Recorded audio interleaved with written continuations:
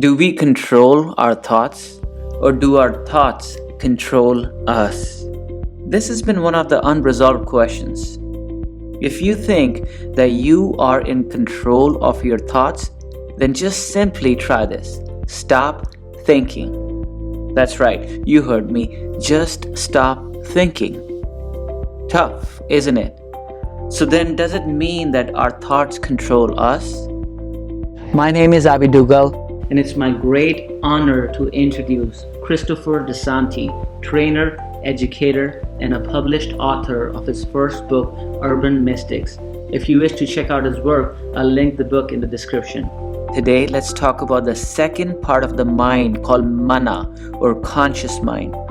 As humans, we have around 50 to 60,000 thoughts a day. And part of human conditioning is we're constantly categorizing everything. Feelings, memories, imagination, experiences, people, and thus creating constant chain of thoughts. Now think about these thoughts as energy bubbles or vibrations appearing and then disappearing.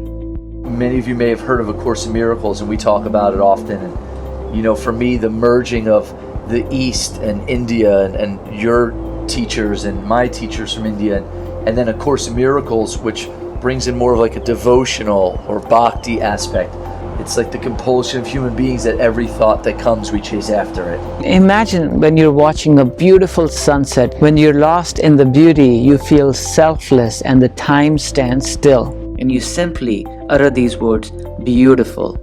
Your friend sitting right next to you asks you, why is it beautiful? This simple question has the potential to take you out of the flow. This is a perfect example how the mind cannot comprehend beauty. Only by letting go of the analysis of the mind can we experience real beauty. And ironically, this beauty can be only experienced by transcending the mind. Once we get to this place of no mind, we can see the beauty in everything. A blade of grass or your fellow human being you call your enemy. Welcome to the state of being. These thoughts do not mean anything. They're like the things that I see. And that when I stop chasing after every thought, my real thought stems from within me. It's Beautiful. The beingness that I am. And allow me to share an old Indian story about the overthinking of mind That explains the state of beingness or thoughtlessness. This is a story about frog and a centipede. One day, as the centipede is going for his morning walk, The frog, who happens to be a famous philosopher and a mathematician, sees him walking gracefully with all his 100 legs. The frog could not believe his eyes, so he blinks and shakes his head and starts counting the legs again.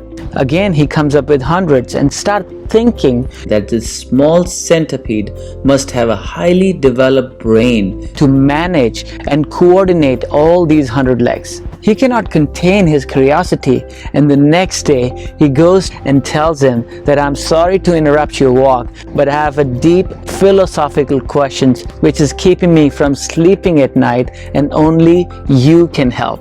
Centipede seems confused and asked, What seems to be the problem? And the frog tells him, I see you every day walking so gracefully with all your 100 legs, and your legs never entangle, and you always seem to know which leg to put first and which second, and so on.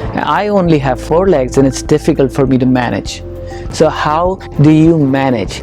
You must have the most sophisticated brain on this planet. Centipede smiles and accepts the compliment and replies, I don't know, but let me think about it. Meet me tomorrow, same time, same place, and I'll give you my answer. Centipede Goes home and looks himself in the mirror for the first time, and he starts counting his legs. And yes, the frog was absolutely right.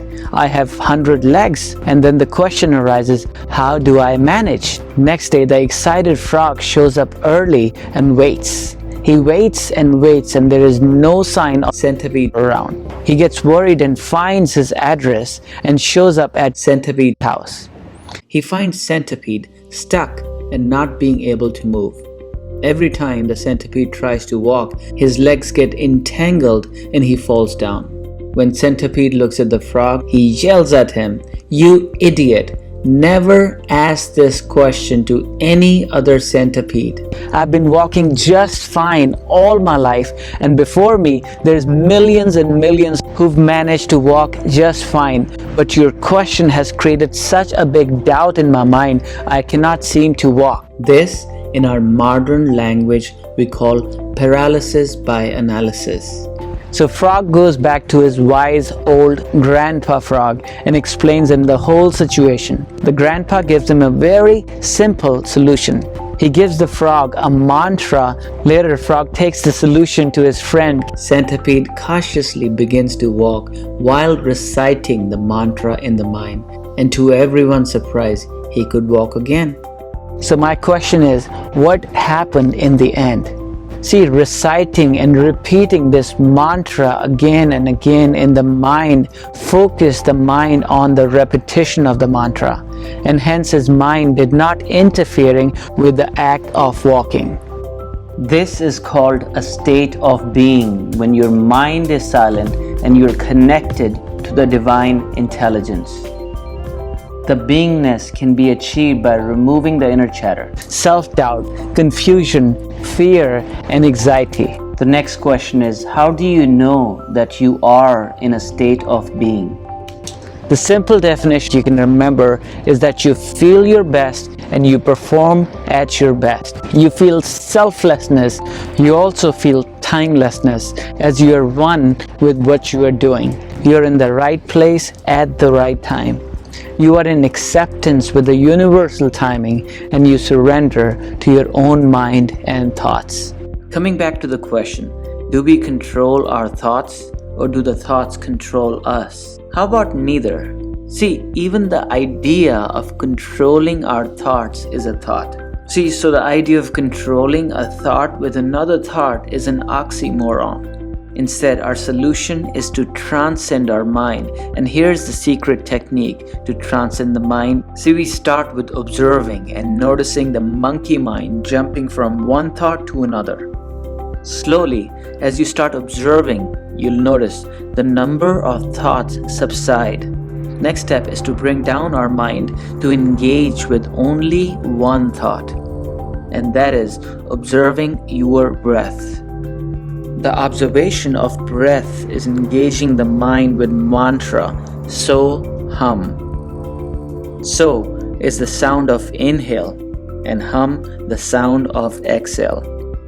Once we engage the mind to stay focused on only one single thought of observing the breath, an opportunity would soon arise to observe the gap between the inhales and the exhales, or the gap between the thoughts.